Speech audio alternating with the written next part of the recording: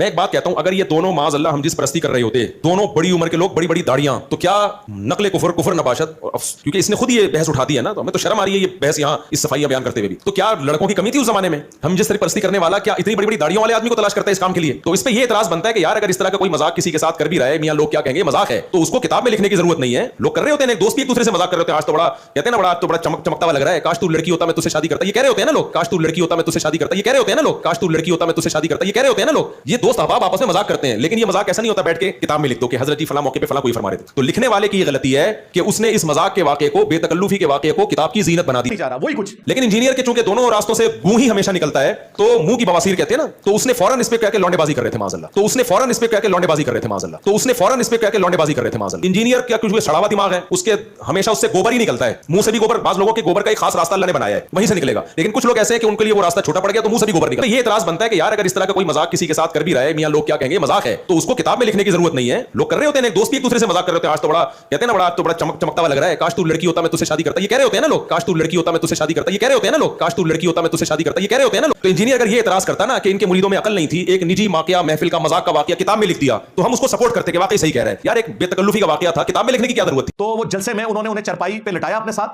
عاشق صادق کی طرح. اب یہ بتائیے عاشق صادق کیا, یہ ٹرم دیکھو یار, انہوں نے کیتا بھی سیدھے لکھ کیوں دیتا ہے, وہ یار انہوں نے کیتا بھی سیدھے لکھ کیوں دیتا ہے, وہ یار انہوں نے کیتا بھی سیدھے لکھ کیوں دیتا ہے. اور اس کی ویڈیوز پڑی ہوئی ہیں, ہم تو پھر اس کی بھی تعبیر کر رہے ہیں, نہیں کہہ رہے کہ یہ غلط حرکتیں کر رہا ہے, لیکن کسی نے بنایا یہی واقعہ کہ یہ میاں کیا کر رہے ہو, اس کو دیکھو اور اس سے پوچھو میاں تم کیا کر رہے ہو یہاں پہ. تو ویڈیو تو ہم نے وائرل بھی نہیں کی, میں نہیں کہہ رہا اس میں کوئی غلط حرکت کر رہا ہے, لیکن آپ وہ ویڈیو دیکھو گے تو آپ کو پتہ چلے گا جو دوسرے پہ الزام لگا رہے ہیں نا, اس سے زیادہ خود اس کے اوپر انگلی اٹھ سکتی ہے.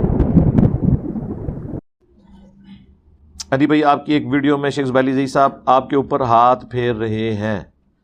عاشق صادق کی طرح, اس کے بارے میں کچھ بولیں یار. دیکھو وہ ویڈیو آپ دیکھ لیں, یہ پتہ کیا, ایک نقطے سے محرم کو مجرم کرنا چاہتے ہیں,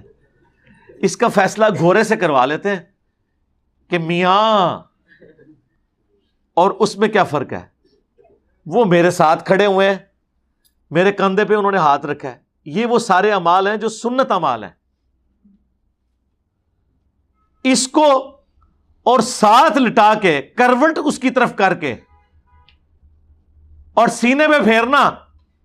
جبکہ اگلے کو بھی پتا چل جائے کس نیت سے پھیر رہا ہے, اور وہ چیخے کہ میاں. ان دو چیزوں کو آپ برابر کر رہے ہیں,